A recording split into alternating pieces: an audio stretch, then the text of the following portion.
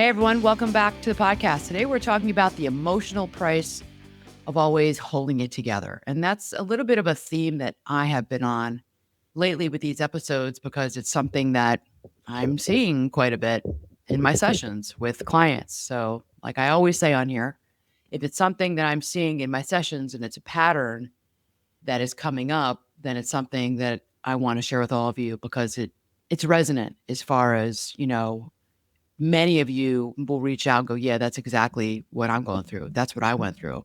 How did you know this is, what's happening in my life too? So I do sometimes wonder if there's something in the water or something in the way that the planets are moving that we go, or what, one of my clients says, we're Mercury retrograde right now, when people are, What? okay. Anyways, why people are, seem to be, I don't know, or it's just the human condition that it's something that we all deal with from time to time. And right now it's, for many people, what is a lot of their ego, what gives them, makes them feel good in many ways about what it is they do in life, how they show up in life with their work or with their kids, with everyone, with their community, with their extended family members, is also what is quietly exhausting. And, you know, maybe it's that, you have ego around or identity around that you're the dependable one. You're the calm one. You're the strong one in the family. You're the strong one at work. You're the one who never falls apart, that everybody can rely on, to sort of get things done or to keep your head, keep your cool. You're the fixer. You'll come in and you'll fix things, right? But here's what I've noticed actually after 30 years of sitting across a room from people, having conversations with clients, is that the people who look like they're handling it all, the people who look like they got their shit together, they're the ones who are often carrying the heaviest emotional load. Not because life is harder for them. No. It's because they never put any of it down. They're always, this is kind of like similar to, in some ways, the episode we did many, many months ago on mental load, especially the mental load of women. It's like they're always carrying all the stuff of life on their shoulders. And they're like, okay, well, I'm just kind of used to it now. I don't even know how to put it down. I mean, how would I even go about doing that, Anna? So it's today's episode is about the emotional price of just always holding it together. Right. Okay. So I think somewhere along the way, many of us learned that strength meant don't whine, don't be a complainer, don't burden other people, deal with it, keep moving, figure it out, figure it out on your own. Smile. I think that's a lot of women, a lot of us as little girls, we were socialized this way. Figure it out, smile, be grateful, don't complain, handle it. All right, don't make a big deal out of it. Don't make a scene. Just, come on, be nice and do your thing and be quiet about it, right? And maybe, well, I think maybe you became really good at it. And I think a lot of us got really, really good at it, right? You become the one that everybody calls. You're the dependable employee, right? The capable parent, the organized spouse, right? You run that house like a ship, and you're really, really good at it. And you should be, because it's hard to do that. And you have the family. I just wrote an email about this. I mean, or I did a post on LinkedIn about this, about the family trip. And it's usually the moms who have it all organized. They've got the down to like the beach bags organized, down to itineraries printed out and ready to go, making sure that there's sunscreen on all the kids, like making sure you have enough sunscreen, making sure that, you've got reservations wherever you need to have reservations at. Like everything is organized. And in many ways, you have to sort of be that way. You know, you're the friend who remembers the birthdays or the family member who remembers everybody's birthdays. My sister's amazing at that, and I'm terrible at it. The daughter, maybe you're the daughter in the family, in your family of origin, who always kept the peace, right? Or the leader. I mean, I see this, a leader who's never rattled. Well, they are rattled, but you never see it. They never seem rattled on the outside, right? And everybody thinks, wow, how are they so resilient? How do they do this? But inside, you may find If this feels like you also know that inside you can get exhausted. You're tired, maybe physically, but mostly I'm talking about emotionally, just emotionally exhausted from always carrying the load. And I have to say, some of you who are listening and watching may, be men, identify as male, but I do think this falls into the women's camp by and large. We think Yeah. about all the things. Yeah. What's the trend? What's the type of person you're talking about? Forget about the gender for a second. The type of person. What are the similarities? What links, if there's a person that's really good at doing this that you're describing, and then there's another one, and there's another one, there's another one, there's far less of those than everybody else, right? What's the similarities of that person? Are they the firstborn? Are they educated in some certain I mean, field? Is if it, you there's look at got to be some trends, I would imagine. there's birth order theory. I think that's Alfred Adler. I know, or is it? No, it's not. Is it Alfred Adler or Bandura, Albert Bandura? Anyways, I forget. Psychologist who talks about birth order. I mean, it traditionally is the firstborn. Look at my firstborn, Samantha. She manages me. She's the manager. Maybe Tristan's a little bit like that. In my family of origin, that wasn't. This does not describe the firstborn in my family. Yeah. I'm speaking in generalities. There's nuance here. There's themes, there's patterns, but I don't think of this as a personality of a certain type of person. Or age? Does age factor into this? What do you mean? Like, is one generation typically, do you find it more in one generation than you would in another Like generation Gen X versus versus anything? millennial? Yeah, not Not really. necessarily. No, Okay. no. Mm. What does the research show about this? I mean, one of the biggest misconceptions in psychology is that, emotions disappear when we don't express them. Mm. They don't. Just because we don't express them doesn't mean emotions disappear. I mean, don't most of us know that? It simply changes the way they show up or they don't show up on the outside to people who are in their life. You know people in your life who, they don't show the emotions on the outside. I think so many of us can name people in our lives who are this way. Or Yeah. they're stoic, they're very stoic, or their affect is flat or blunted. They're just not a very reactive. They don't have a lot of expression in their face. Doesn't mean they're not full of emotion. It's in there. They've just tamped it down, Right. you know? So there's research that has been done on what they call expressive suppression.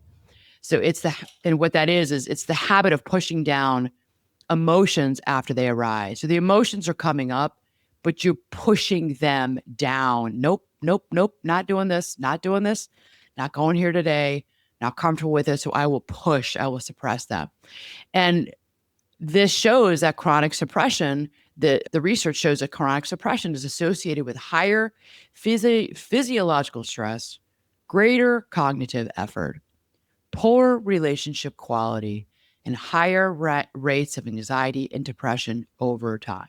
Hmm. So basically, in other words, just because people can't see your stress doesn't mean your nervous system can't. Your nervous system is firing on many of its wires, if not all. Your body is still doing the work, right? It doesn't, your nervous system is still feeling all this. You just are not externally showing it to the people in your life. And what's the tax on people? There's this like invisible tax. We call it the emotional tax. It's interest that you're paying every single day because you're not dealing with your issues. Maybe, and I know I've done this. You play conversations in your head. You absorb everyone else's emotions around you.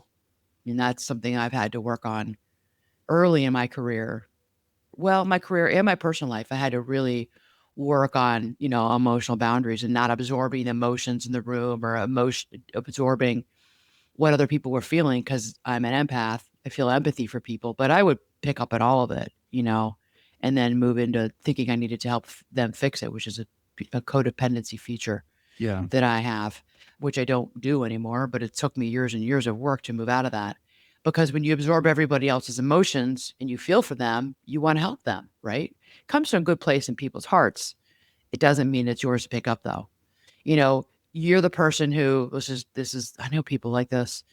You anticipate problems before they happen, which is I think is a great thing for I think of like crisis situations of like like event planning more pragmatic things. Like the person is like, all right, I see this, that's not gonna work. Well, that's not gonna work. That's a wonderful skill and trait to have when it comes to something like you're planning a big event. You're part of a team. Yeah, you want that guy, you want that gal, but maybe not when it comes to the emotional life. Yeah. You can solve problems before anybody knows they even exist. You're the rescuer. You see something could happen in your family at work, and you come in, you swoop in, and you solve that problem. No one even knows it was going to come up, but you did, and maybe one or two other people do, and you can develop a lot of identity and ego around. I fixed that. I've sort of rescued the situation, and it makes me feel really good because of the praise and the acknowledgement and the accolades I get for that. Right? That's good up until a point. Right. Because you might like that feeling so much that that's all you look for. Right. And I Yeah. and I think you can only, I don't know. I think age does factor into this conversation now. Now the more you say this, because I think somebody that has been around with life experiences in the scenarios you're describing right here, like not everybody's gonna know that. If you're younger, you've not lived long enough to know that there's a trend that's gonna cause this to happen at this special event because I've seen it 12 times already. And you don't know that you need to jump in and fix it in advance, be proactive.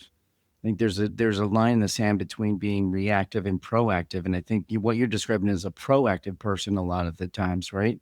That wants to come in and solve things and create a scenario where things won't happen because of the experiences they've had in the past, and they've seen it before, you know. But if you let that control you, right? Where that's what you do. Like you're Superman all the time. Like you forget you got to go back in the phone booth and put back on the suit, right? Take this Yeah. Superman cape Yeah. off, Yeah. right? And that's what you're describing is like you live in that world too much, too many times, and it It's fine gets up to until you. a point. I mean, Yeah, I think it's fine with the emotional life, which is what this episode is really about. I mean, yeah, then it's not a good thing and it takes its toll on people. And that's what I see. yeah, That's why they come to me. I mean, by the time they come to me, they're in some sort of pain, some sort of psychic, emotional pain yeah, because it's over control, yeah, versus I think it's fine to a point. I mean, like I said, like we were talking about the person who anticipates what could go wrong.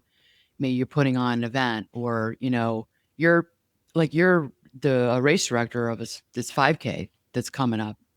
I mean, yeah, your job is to see what could happen. That's different. That's external. It's outward. It's action oriented. It's pragmatically speaking. Okay, your job is to foresee what could. Are there enough whatever waters at the aid stations, and are there enough bibs? We order enough bibs for people, race bibs. I mean, that's different. I'm talking about people's emotional I lives. don't know if it's different because I think that a person in that world, like in that scenario, I think there's a lot inside that person's mind, right? There's a lot of psychological thoughts. There's anxiety. There's all kinds of things spinning around in a person's head, and it might tip them a little bit over the opposite way. You know what I mean? I think that could I mean, happen. and these are the strong people. I mean, these are the people who I had this one client. I mean, he was just a mover and a shaker. And no one knew. No one knew what I knew. Yeah, No one knew or saw what I saw. He showed it to me because that's, the psychological safety of coaching with me. And I saw what the toll it was taking on him. I mean, he for years just was like the fixer. I mean, it really was what he was known for. But man, I think people assumed, I think, that it was easy for him, that he just did it. He did it well, and he did.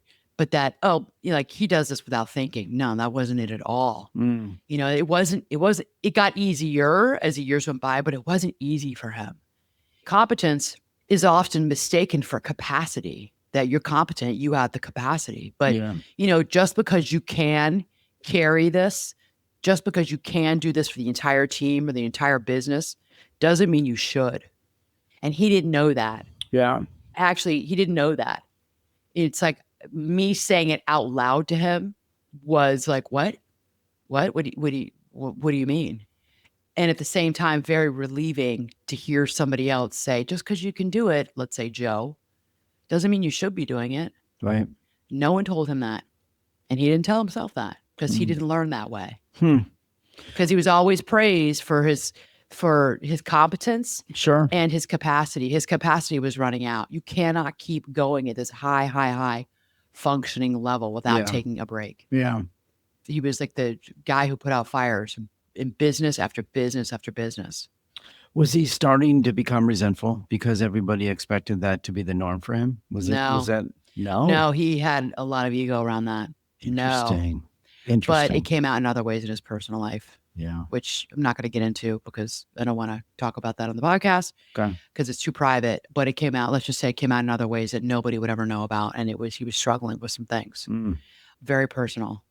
So no one ever knew. Yeah. What he needed to work on in coaching was an inside job, but the important piece for everybody to take away from this part of the conversation is that there were diminishing returns and he couldn't keep going at the rate and at the level that he was going, that something else was going to have to give, and something did give in his personal life. That's a tough one because I mean, people knew that he was really good at this, right? Yeah. They understood that was his thing.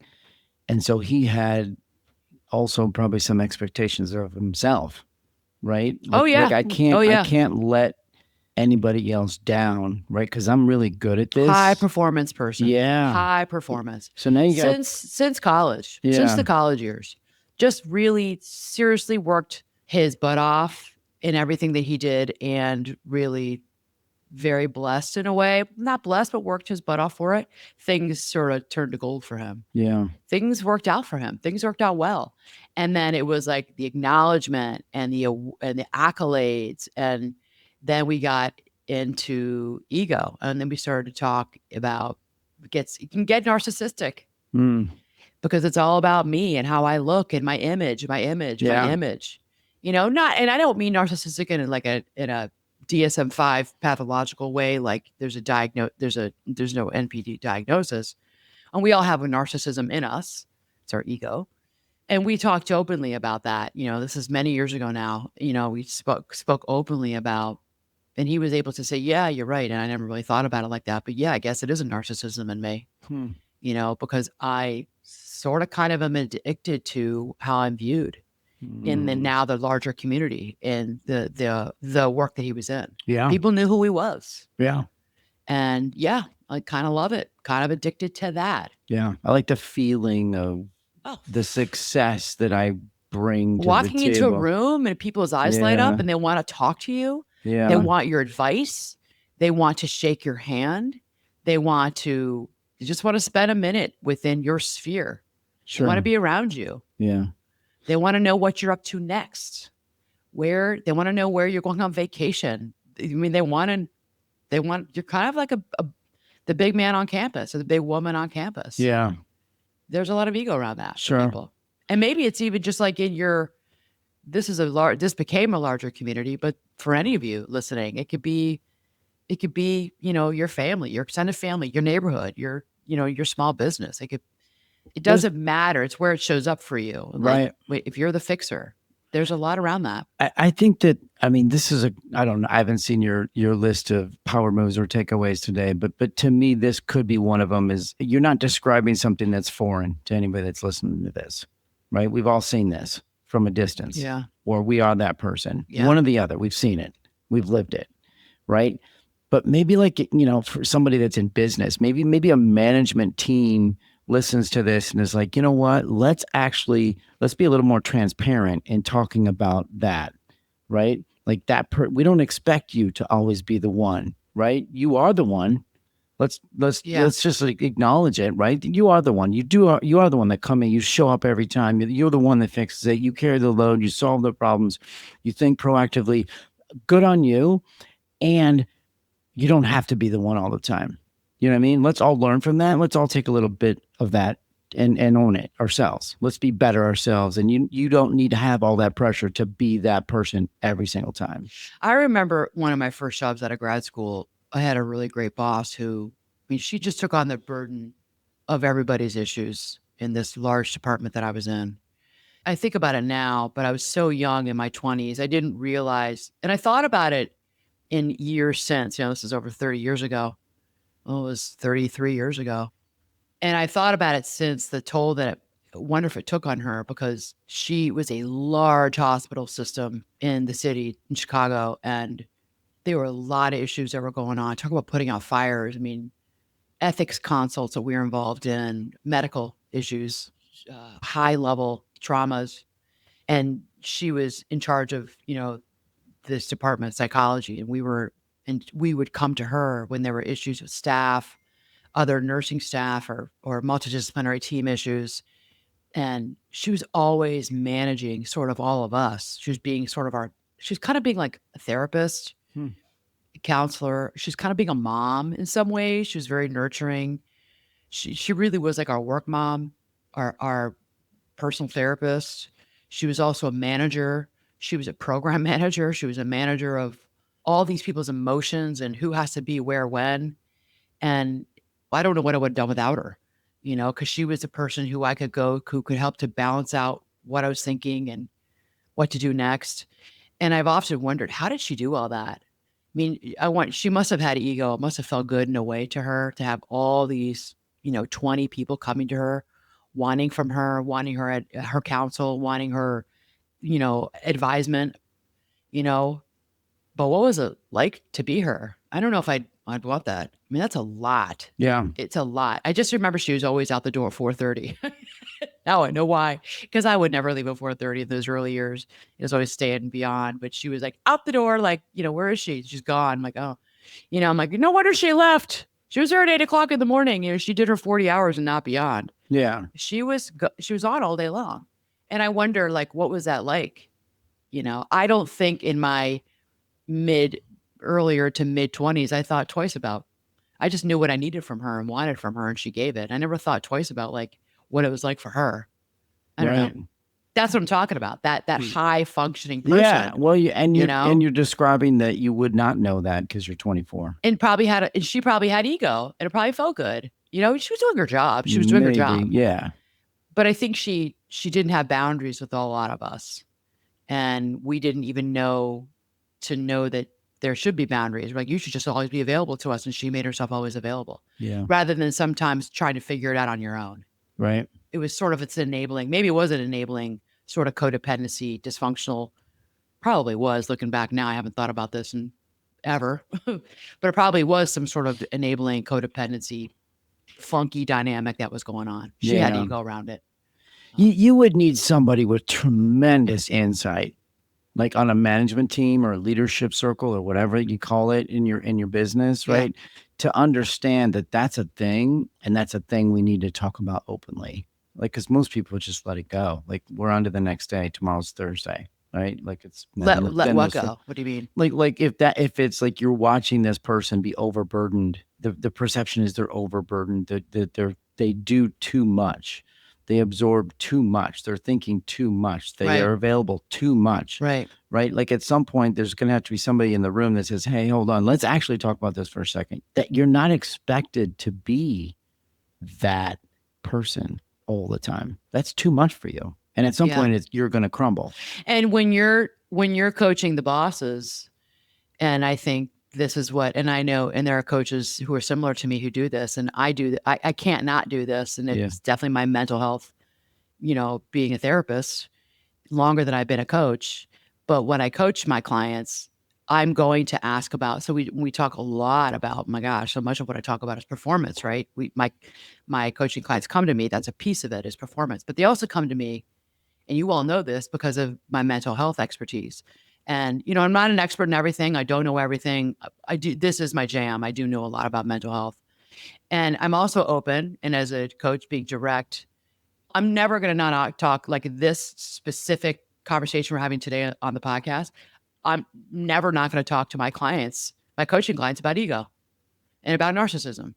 And there's coaches who aren't going to touch it because they don't know enough about it. And it's not, they're not from the mental health space. So and it's right. It's not their wheelhouse. You shouldn't be dabbling in it. Yeah. I know this well. And I can't have a conversation about performance and why are you doing all this and you're burning yourself out?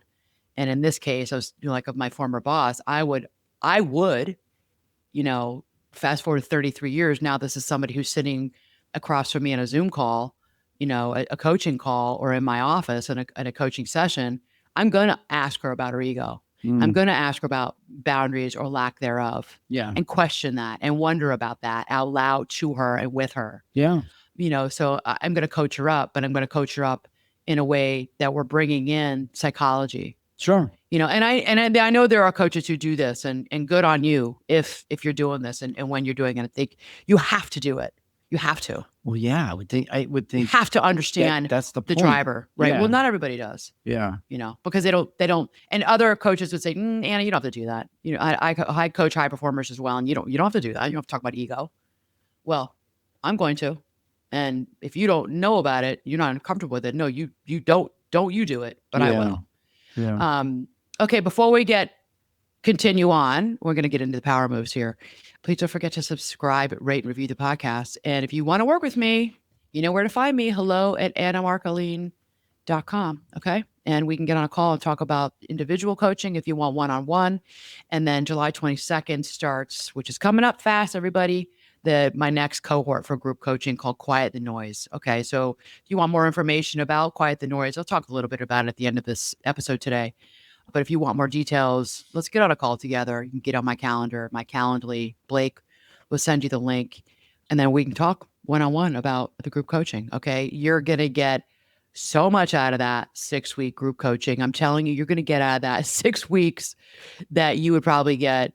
I mean, it's chocked full of really good information. So I'm giving you a lot. And if you break it down, it ends up being like $100 a session for each of you. So that's a steal. That's a steal. Okay. All right. So I like the name. Well, it's the noise inside of us. Quiet that noise. Obviously. Yeah. Yeah. Quiet the noise. I like that. We'll put it on a t-shirt. Because we all got a lot of noise. Quiet the noise. Okay. So here's something that I tell clients all the time. High functioning is not the same thing as being emotionally healthy. Okay. High functioning is high functioning. It's not the same as being emotionally healthy. You can have a really successful business. I see this all the time in my practice. You can have a great marriage. You can have healthy kids. You can have a clean house. You can have friends and money and all the cars. You can have vacations, photos on your phone from your awesome vacation you took, and still have a nervous system that never really relaxes, never really chills out. These two things are not mutually exclusive. Your life can really look calm on the outside, as it does, I think, for really 90% of the people I work with. But your brain is running a marathon. Still running, still running, still running, 2 a.m., still running, still out there. Geez, when are they going to be done? I don't know. I don't even know where they are. I lost them. I can't find them on the chart. I don't know where they are. They're still going. Right. That's what it's like for people's nervous systems. You're describing. Oh, you're doing an ultra. Forget 26. You're doing those 50, those bad waters, those 100-mile races. Well, you just don't stop. I think, I like that, but I also think it's more of a 10K, because a 10K you're running faster, and that's the reality. It's like, it's too fast. It's like, slow down. Like, you'd be better running a marathon, spread the energy out over the course of months, years, versus like every day is a 10K, every day run faster, every day. Yeah, but quiet the noise is really appropriate here, because the nervous system is always going. It's like the air conditioner that it never turns off. Yeah. It's always a low hum. It's a low hum of noise, anxiety, stress, of management, of mental load. Is this done? Is that done? I send that email. I got to talk to that mom. I got to call my mother-in-law. I got to talk to my sister. It's all this, like, what, but it just doesn't end. So here's the thing about us human beings and how we're wired. Our brain was never designed to stay in this constant emotional management mode. It was never designed to do this. This is definitely a problem of today, the 2000s, I'd say. It's getting worse and worse and worse. And when stress becomes chronic, your body shifts into what researchers call allostatic load. And you'll know what this is, Tim, when I describe it, from a physical perspective. So allostatic load. What is allostatic load? It's the cumulative wear and tear that comes from repeatedly adapting to stress without enough recovery. Okay. So we know that as athletes. I know that as a, my coaches would talk to me allostatic load about, when I was, you know, really in training for my next race and really making it a point, because when I came to my coaches years ago, I realized I was not recovering. That's why I was not racing well. And I was hitting a wall training, and it was like my body's exhausted. I'll never forget that one race. We were up at Pleasant Prairie years ago. You were training for an Ironman. I think I was just training alongside with you, doing a bunch of Olympic distance races that summer. And my neighbor, it drove me crazy because this is the competitive part of me. My neighbor across the street was training for an Ironman, Wisconsin, and he was like a one-hit wonder. He was training, took 6 months. One hit wonder. He took 6 months out of his life. No, not knocking that. Not knocking that, man. If you like, we know a lot of people, they just decide they want to do an Ironman, they do it, they train, they do it, and then that's it. They never get in a bike, sell their bike, or swim in a pool again, or maybe they, or whatever. Yeah, they sell their bike. The Ironman is just a one-time thing, and for, whatever, it was our lifestyle for more than 20 years. So we were training. I'll never forget this race in Wisconsin. I was on the bike, swam, got on the bike, hot summer day in the end of June. Actually, it was last weekend, Pleasant Prairie. And I get out there and he is like on his bike. Oh, I'm dying going up this little, I'm not even really it's not a hill. Was this in the race? This is in the race. I'm on the bike. I'm like in my aero bars. I'm like trying to get up this dinky little hill. Yeah. The fact that I'm saying that, I should tell you something. It was like the hill going over the highway over 94. Sure. And I was dying. Yeah. Dying. I was so overworked, and so I had blown my wad weeks before. And I knew I felt tired. I felt tired training. I felt tired running. Everything. My legs felt like tree trunks. Everything was hard. And I was slowing down, slowing the bike and slowing on my swims. And I was like, ugh. I was hating it. My attitude was getting all funky. I didn't want to be doing it. I was in a kind of irritated, cranky, grumpy about everything. And I'm in my aero bar. I was going up this little tiny hill going over the highway. And here comes my neighbor, biking up beside me. Like, he slows. Hey, Anna, how you doing? Like talking to me, like all chipper and happy, like right next to me. I look over the side. I'm like, ugh. Oh, it's you. I'm thinking to myself, well, it's you. I'm like, hey, John. He's like, how you doing? How you doing? Feel good? This is great. This is great. This is one of his training races, getting ready for Ironman in September. It's funny. This is June. I'll never forget it. And I was so mad. I was like, just keep biking, John. Just keep going. I didn't want to talk to him. I was like, because I knew that I was burnt out. And that's allostatic load. And I ended up having a terrible race. Pray to get off those 26 miles. And then I had to get off and run in the hot sun, or run a 10K in the hot sun. But finish the race, of course. But that was an example of, that was the first time I understood allostatic load, and that something's wrong. I shouldn't feel this way. I've done this race before. I shouldn't feel this exhausted. I just did a 1.2 mile swim. I'm like mile 2 of the bike. I shouldn't feel this way. Yeah. So that's allostatic load. So that's the physical part that I know you know about, because you've been there before. I've been there many, many times. But emotionally, psychologically speaking, over time, this air quote always on state is linked to poorer health, emotional exhaustion, and burnout.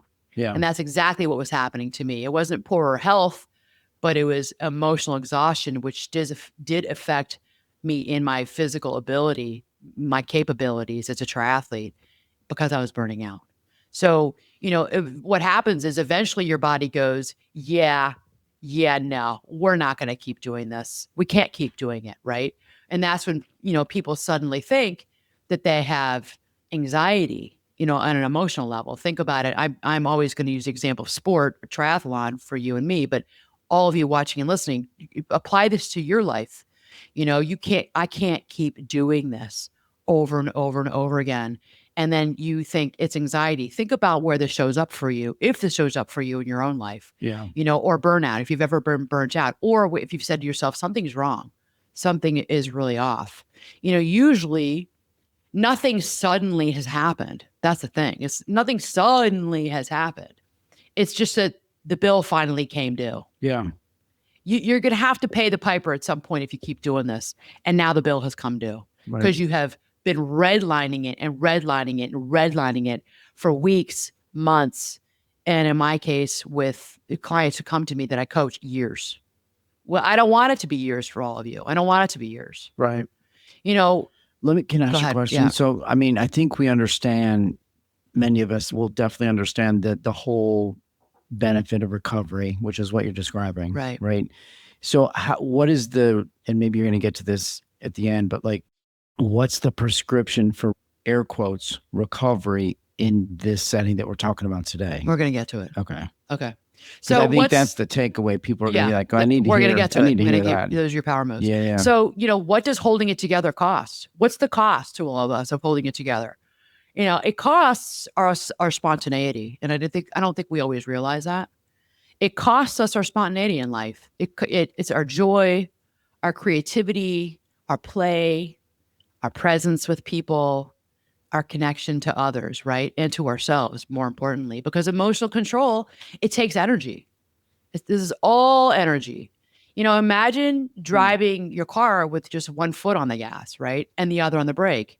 You're still going to move, right? You'll still move, but you're going to burn through a whole lot more fuel. And brake pads. Right. Right. Right. And that's what emotional over control feels like. Interesting. Okay. Yeah. It's a good way to visualize it because most of us, we know what it's like to drive a car. Yeah. Imagine that. That's what you're doing to yourself emotionally. Yeah. Psychologically. So maybe this sounds familiar to some of you. It's crying in the shower, I think for a lot of women, instead of in front of people, instead of your partner, your spouse, your friends, your family members, your mom, your dad, your sister, your brother. You tell everyone, I'm fine. I say this all the time. I'm fine. I'm fine. I'm fine. I don't say it all the time. I say it on the podcast all the time because that's what I see people, saying, Anna, for so many years, I said, oh, I'm fine. I'm fine. I'm fine. It's all fine. It's all fine. Right. You tell everyone I'm fine before anyone even asks you. You're just saying I'm fine. Right. Yeah. You keep conversations focused on everyone else. This is a big one. You apologize for needing anything. I have been for almost 30 years working with my female clients on stopping saying you're sorry all the time. Stop saying you're sorry. Women do this. I'm sorry. I'm sorry.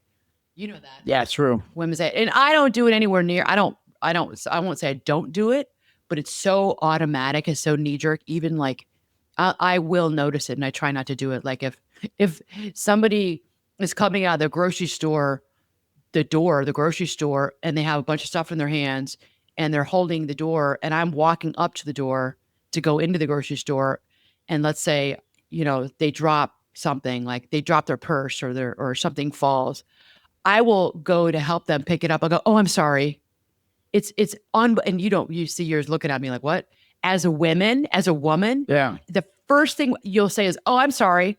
I'm like, wait, what are you sorry for? You're walking up to the grocery store door and this woman comes out in a huff because she's harried and she drops her purse or drops something that falls out of her grocery bag, for example, or she drops her keys.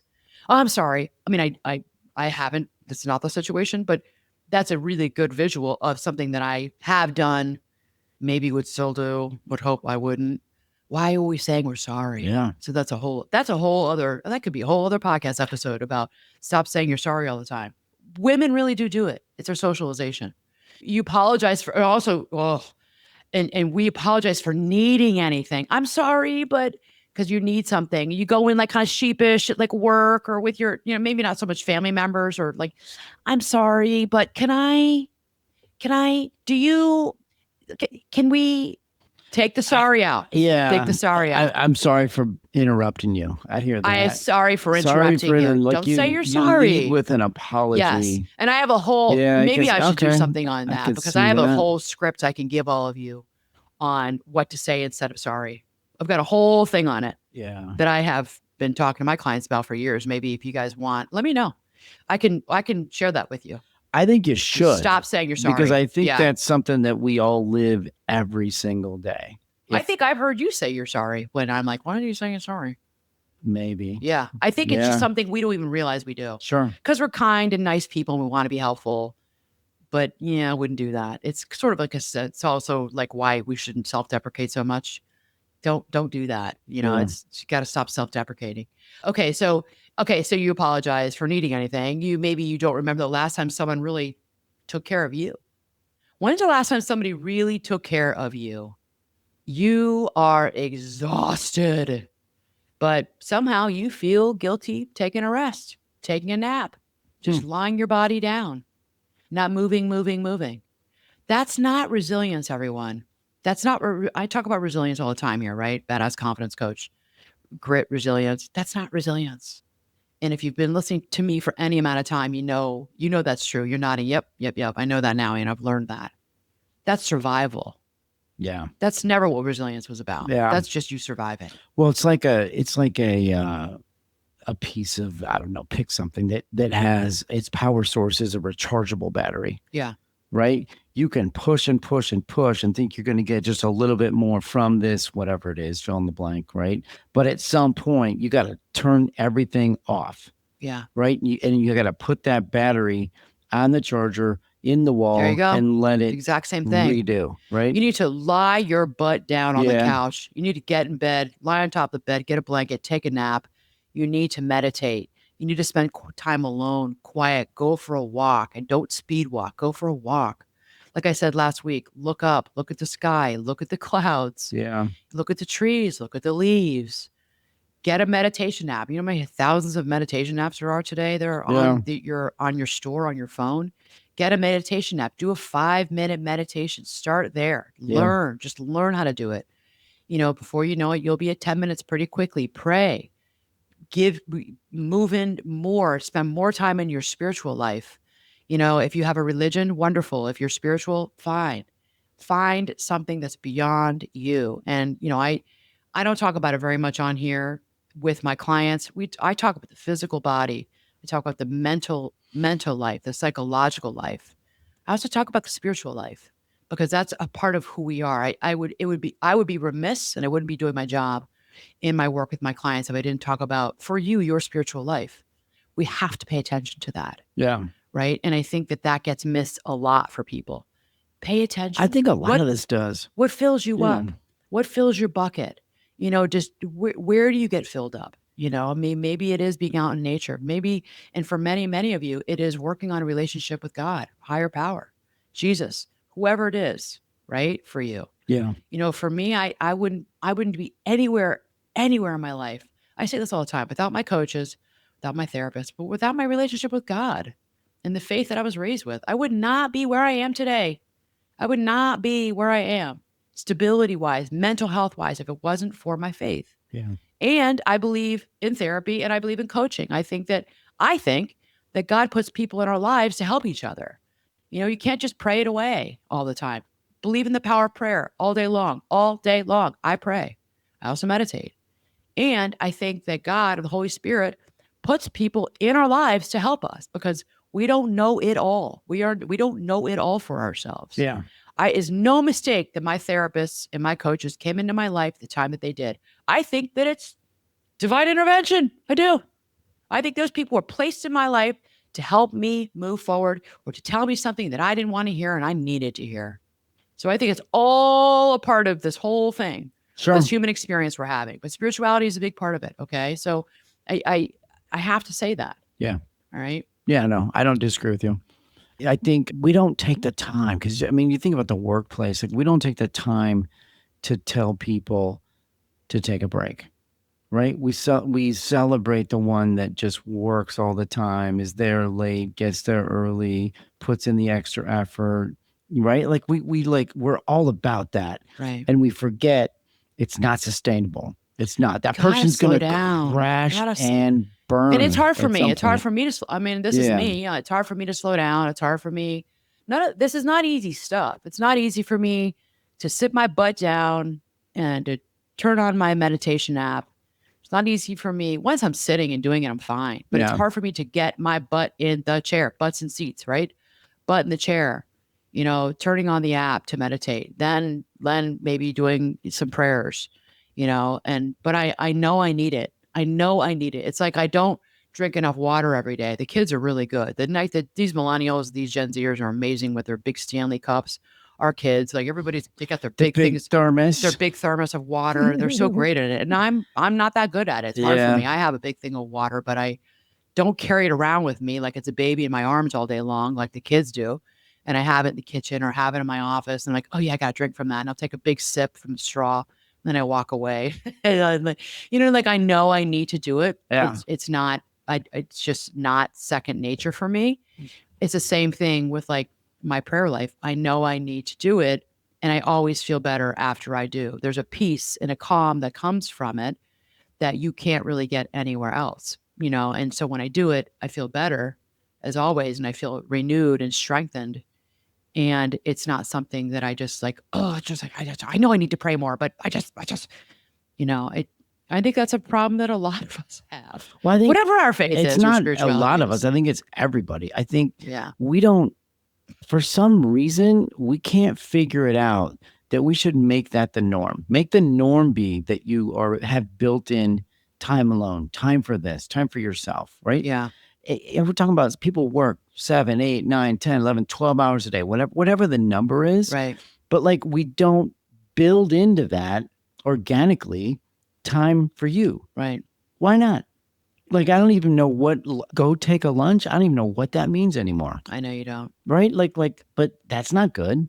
No, it's Like, not. I'm going to go take a break. Nobody says that. No Well, one really does that. some do. But I mean, I guess, Well, yeah. but Maybe if you, yeah, if you work and, if you're hourly and legally you have to have X amount of all that stuff. But like we don't think like, it's time to like go work out for an hour.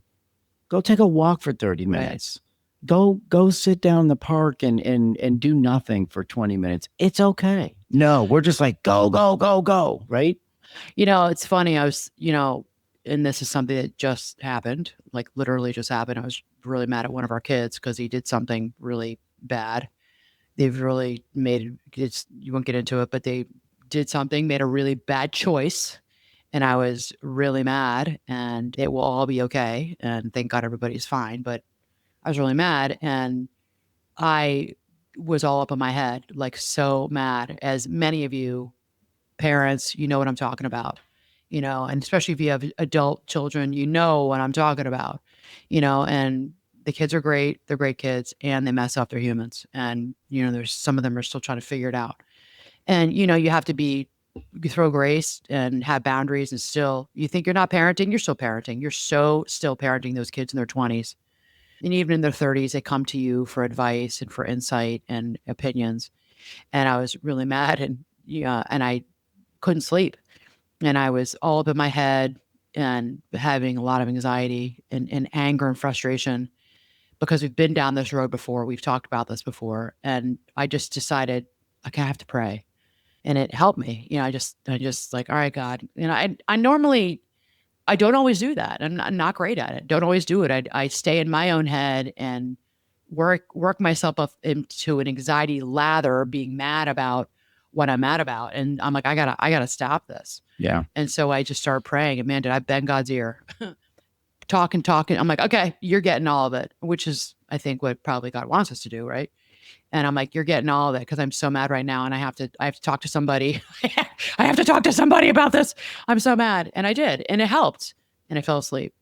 And so, all that to say, there are times when it's like we got to go beyond like us, right, and put it somewhere. 1,000%. Yeah. Okay. All right. There's a little bit of a tangent there, but okay.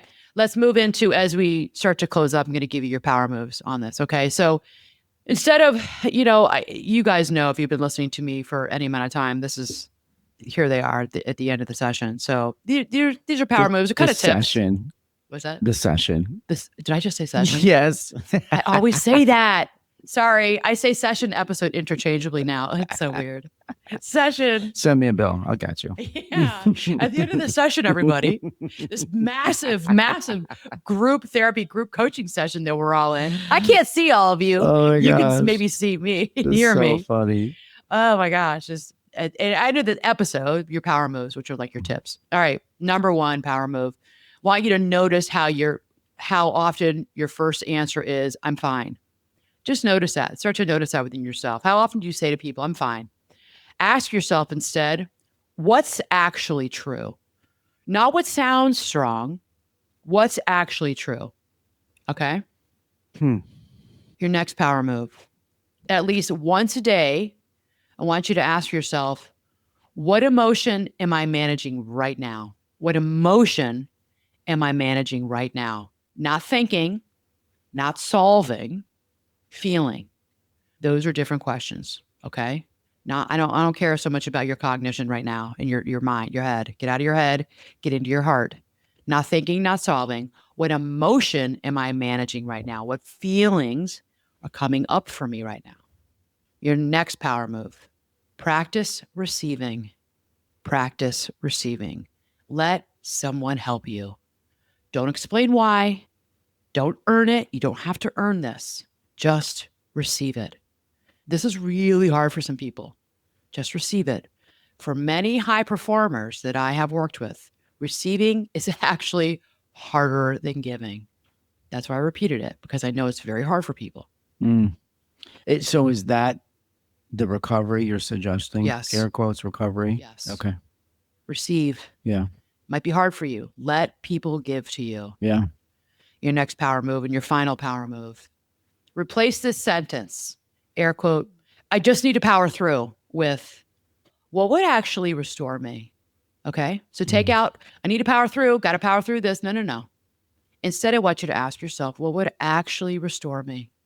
Because those are totally different strategies. One creates endurance. Okay. The other, though, creates sustainability. Mm. We're interested in sustainability. What's sustainable?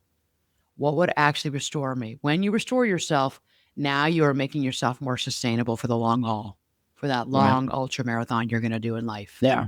Because endurance, I mean, the word endurance is suggesting carrying on, keep moving, right?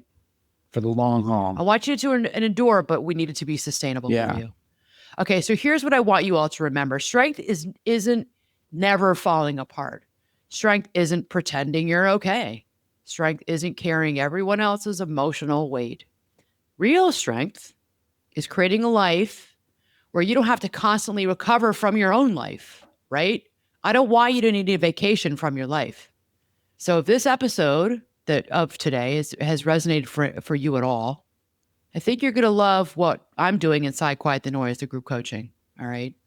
Because this isn't about becoming less capable. It's about becoming just as capable without paying such a high emotional price. All right. So, as I said earlier, reach out to me, email me, hello@AnnaMarcolene, if you want to know more about the group cohort that's starting in a couple of weeks. Okay. I want to see y'all in there.